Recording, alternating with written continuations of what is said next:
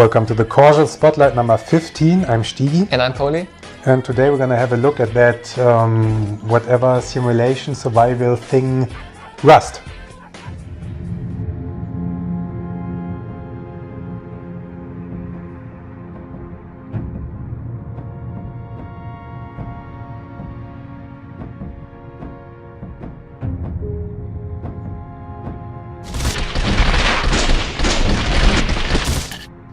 Yeah, this game, what you were calling simulation something. Survival thing? Survival thingy, yeah, it's a survival game.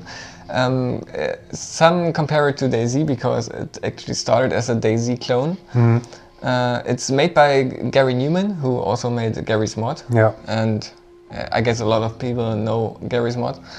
And well, he started playing DayZ back then when it was a mod, and really liked the concept, but it didn't work the way he wanted it to, because DayZ was broken and still is broken. Yes. And so he thought, why shouldn't I do my own version of it? Yeah, since the concept is pretty nice, but the way they did it, not so nice. Too many bugs, too many lags, too many errors, whatever.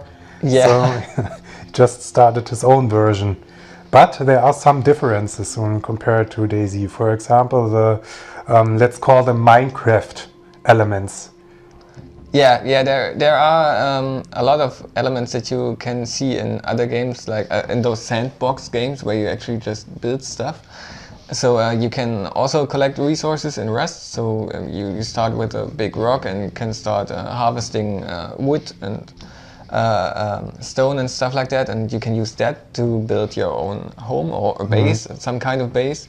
And then you can scavenge for blueprints. They are usually dropped by airplanes. And so there are airplanes that drop crates, and in there's some stuff where you don't know what is in there, but it might be useful. So a lot of people go there to actually grab the stuff and maybe fight for it. Yeah. And yeah, and sometimes there are blueprints in it, and they are used to actually create tools and better weapons and armor and stuff. So there actually is a lot of stuff that you can build. So it's that part is totally different to DayZ, because in DayZ you actually have no way to really build stuff at the moment. They really want to implement those things, but well, the core game isn't working really at the moment. So not yet. Some people who might not be familiar with DayZ and so on, they might ask themselves, what are these games about? And it's really just about surviving, finding those blueprints and getting food so you don't starve to death.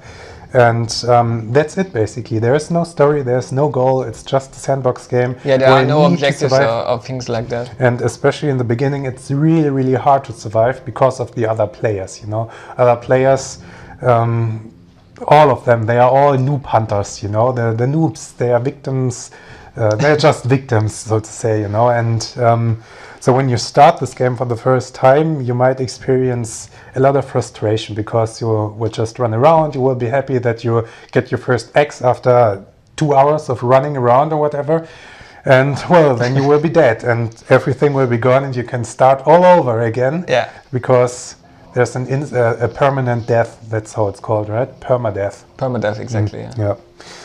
So you're dead means you have to start all over again. And this is tough. So basically there are some servers where they welcome noobs, and maybe it's a good idea to start there first. Yeah. Because then, it might be a bit less frustrating, when you have people who help you. And yeah, it's easier to actually learn the core mechanics of the game on those servers. Yeah. This whole idea is not too new, because a few years ago already, a small company from, I think, Sweden, they're called Starvolt, they created a game that is called Mortal Online.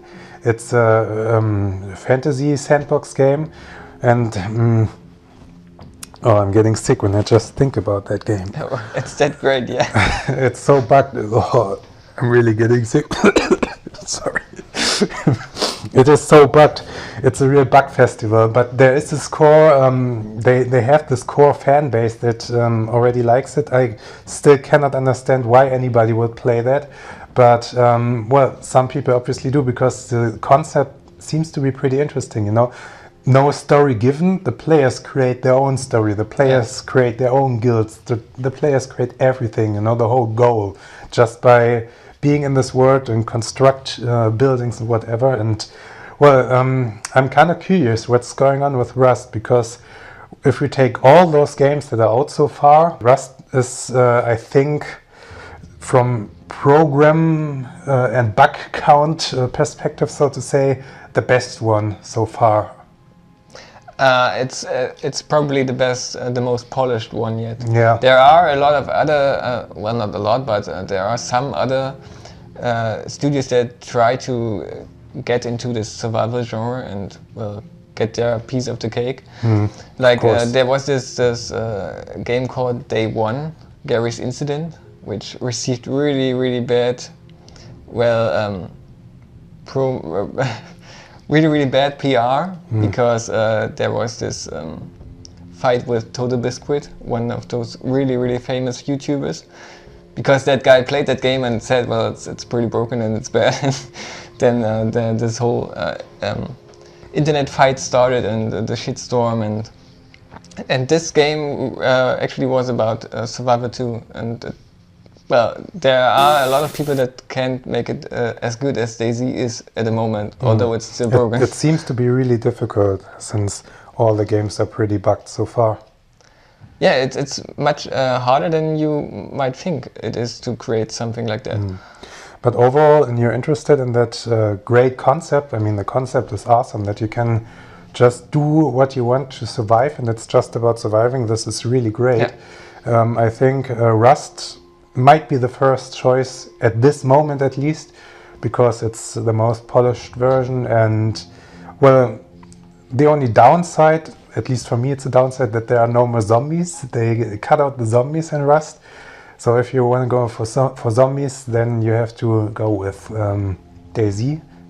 But there in Rust you just have the enemies, the nature itself as an enemy, you know, and at that island that's always the same, apart from some spawning points of resources and those planes that you already mentioned with the blueprints. So you have some random elements there, but most of it is, you know, pretty static, which doesn't help, because there's a lot of space, and when you die, you know, you will be most certainly in a different area that you don't know then, and so.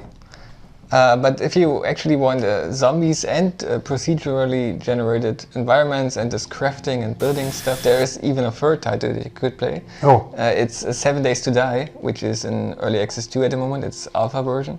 And there you have those zombies, and you have random environments, and you have building, but it looks a bit more like it's a bit more like Minecraft. The visuals are better than in Minecraft. They are more realistic, but not as realistic in Rust. So it really depends on your own taste what you are preferring visually and gameplay wise. Yeah, but overall we can say, if you are curious about that new concept, give it a try. I mean, it's not expensive, and yeah, interesting stuff, right?